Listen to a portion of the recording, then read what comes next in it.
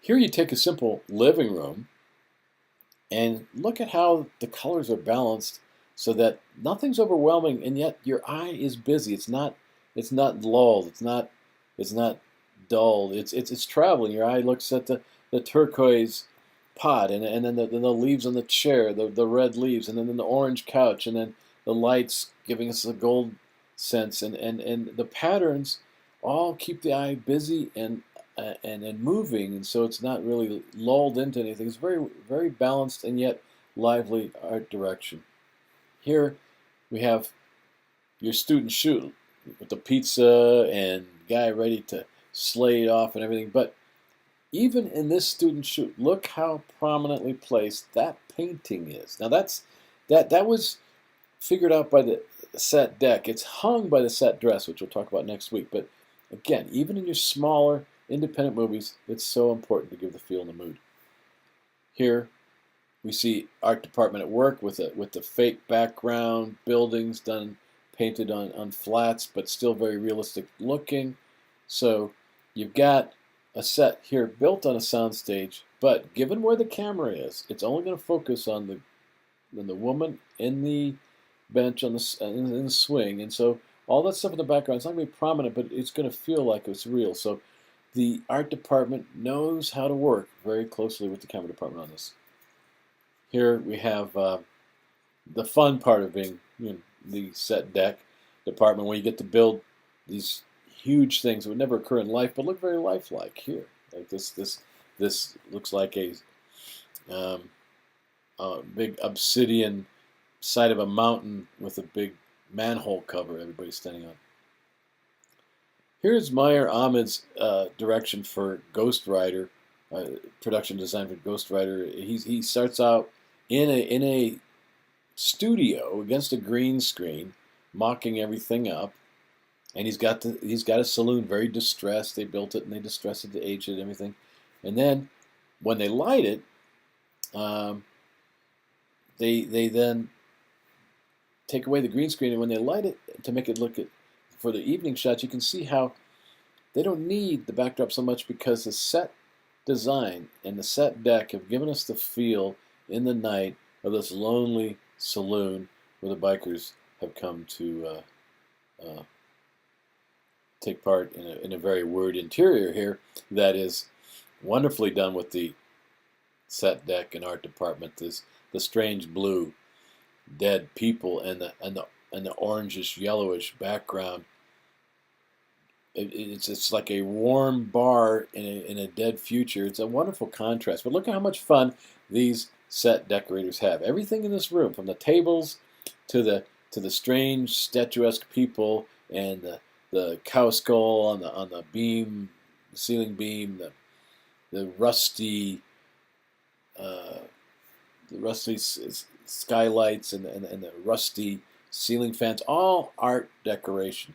So the set deck comes in and they're given an empty interior here by the art director, and then they dress it out, decorate it to give you that feel that the director wants for the movie.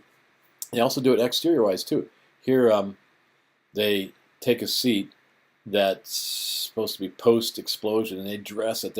The car that's tilted over the side, the distressed front of the pawn and loan shop, the rubble on the street. All this is set deck to make it look like the aftermath of the special effects. As you can see here, you can see what the street really looks like down in the distance, and how closer they've brought in the dumpsters and the car being distressed and the windows broken, and you can see what fun it is to actually create all this.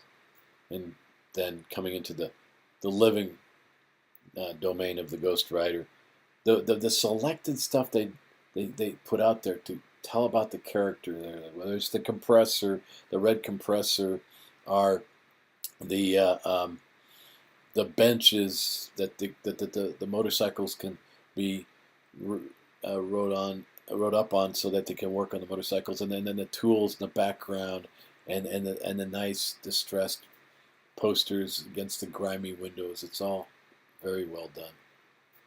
As you can see, when they actually have the scene with the actors, now It's designed not to be noticed. Oh, we just noticed it a minute ago because it's really well done. But now the actors are there, and we're looking at the actors, but we get the feel for their world without really having to look at the detail and take it all in.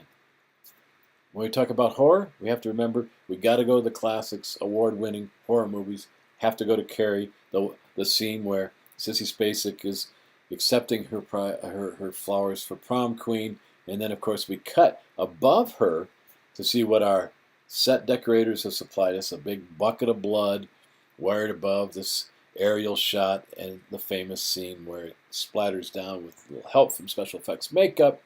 Suddenly the whole horror is upon us, and the set deck is just magnificent because we got the wonderful gold lights and everything, only to pick up the blood and amplify it. And in Carrie, uh, many opportunities for the set deck to really pinpoint that telekinetic drama. And here they've got the candles in one end, just in that left part of the frame, just so that the knife going through the ham can be highlight where her face is not so prominent in the shot.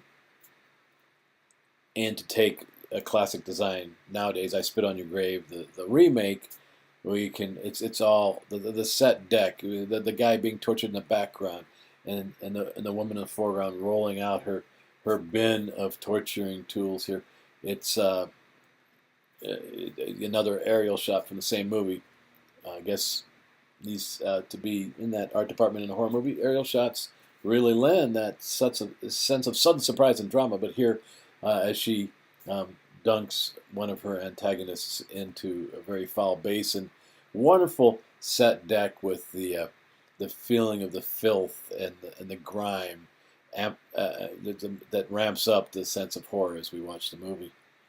And one of the popular horror movies in the last year or so is the Conjuring, and you just look at this, just the doll alone, what wonderful set deck that is, or the door here with the knocker in the hand, or just draping this person in a sheet and tying it up with a rope. Is the horrific visions are there.